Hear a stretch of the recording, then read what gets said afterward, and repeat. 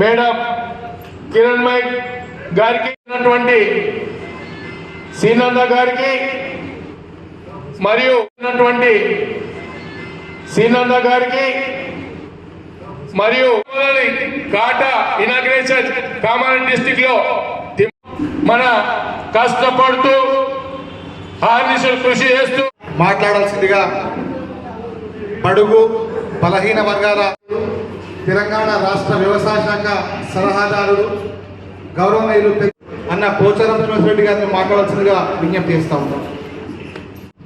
రాష్ట్రం మొత్తం మీద ఈ యాసంగిలోనే 66 లక్షల ఎకరాలలో వరి పంట వేశారు.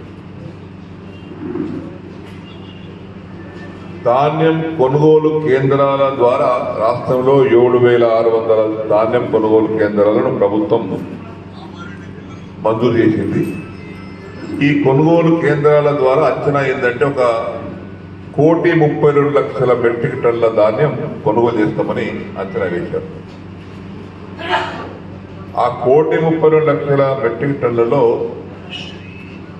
మన పాత్ర ఎంత ఉందనంటే బాన్స్వాడ కాన్స్టెన్సీ పాత్ర, అటు నిజామాబాద్ జిల్లా, కామారెడ్డి జిల్లా, 2 జిల్లాలో ఉన్నటువంటి మన ఏరియాలో పండించినటువంటి పంటలు దాదాపు 9 లక్షల నుంచి 10 లక్షల మెట్రిక్ టన్నుల ధాన్యం ఒక్క బాన్స్వాడ కాన్స్టెన్సీలో పండబోతా ఉంది.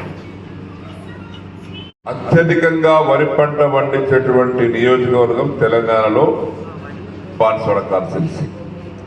తెలంగాణలోనే నంబర్ 1 దిగుబడి పొందేటువంటి కాన్స్టెన్సీ కూడా మన బాన్స్వాడ కాన్స్టెన్సీ చెప్పి మీకు అందరినీ మనం చేస్తా ఉన్నాం. ఈసారి కూడా 1950 నుంచి మొదలుకొని రోజు రోజుకు ధర తగ్గిస్తా ఉన్నారు. కాబట్టి రైతులకు అండగా ఉండాలి, తక్కువ ధరకు అమ్ముకోవద్దు. ప్రభుత్వం ప్రకటించినటువంటి కనీస మద్దతు ధర 2,320 రూపాయలకు క్వింటల్ అమ్ముకునే విధంగా ఈ ధాన్యం కొనుగోలు కేంద్రాలను ఏర్పాటు చేయాలని చెప్పేసి ఆలోచనతో ఈ రోజు నుంచి ప్రారంభం చేయడం జరిగిందని చెప్పేసి కూడా మీకు అందరికీ తెలియపరుస్తా ఉన్నాం.